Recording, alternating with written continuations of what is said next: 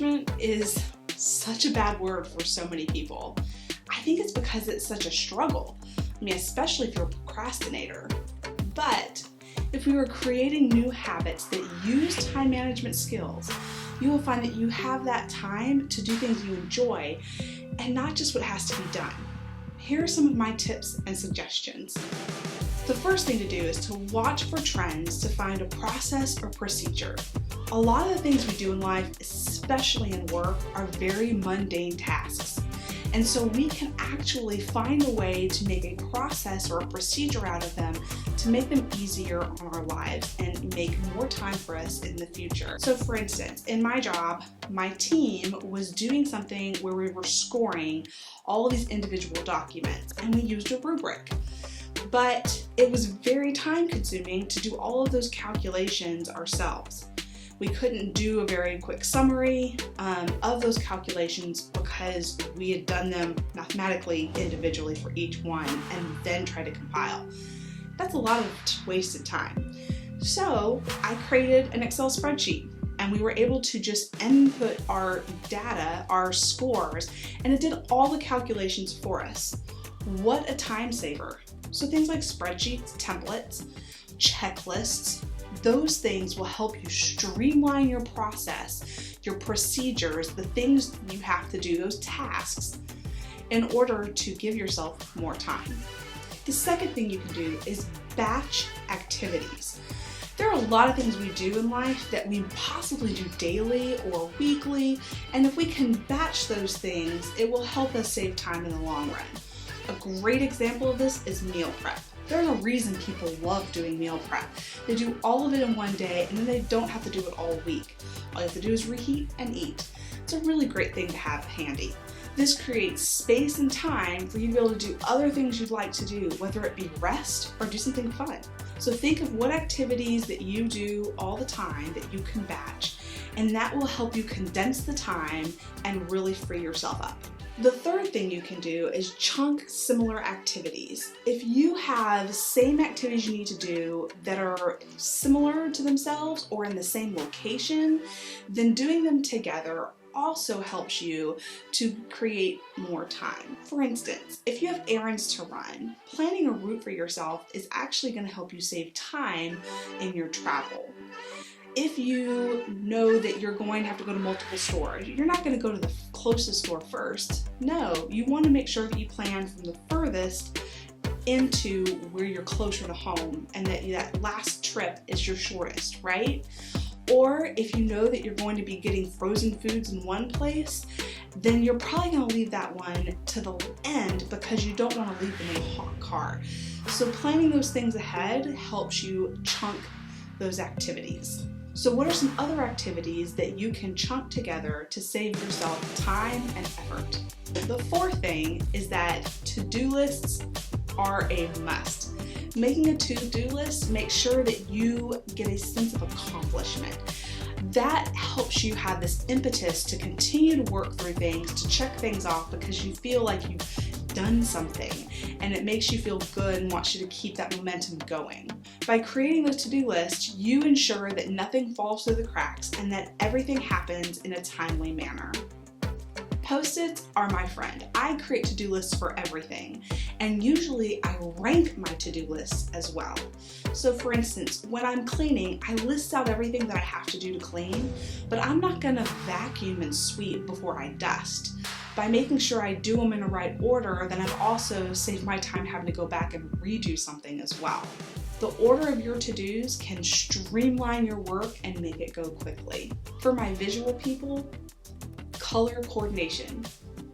You can color coordinate your spreadsheet, your to-do list, your art supplies, whatever.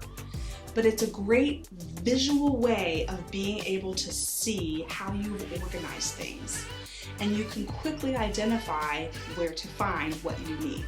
It can save you time from having to go through all of the tabs on your spreadsheet or to have to dig through all of your tubs to find the fall clothes that you packed last spring. The sixth thing to do is to set a consistent schedule. By setting a consistent schedule, you create routine.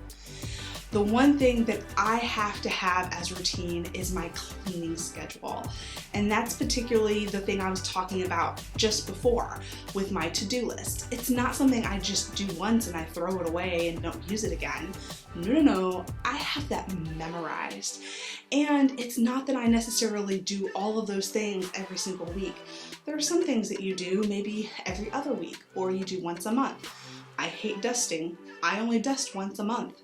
So that's one thing that I know goes on one weekend specifically that I add to my list. Keeping to this routine has kept my home clean even when life gets crazy. Because it's routine and done at certain times, it doesn't take me long to finish them. Although I do admit that laundry is the bane of my existence and I do procrastinate on that one. The seventh thing to do is to take breaks. Now I know this sounds counterintuitive, but if you're taking time off, you take a day of rest, it actually is something that people with great time management skills do. You need that time to clear it out, to unclutter it, because it has been bombarded with things all week. Our brains are constantly filtering things in and out. It needs a rest sometimes. I have found that taking that time to just reflect and rest and not do chores or other to-dos has really helped me to utilize the rest of my time in the week even better.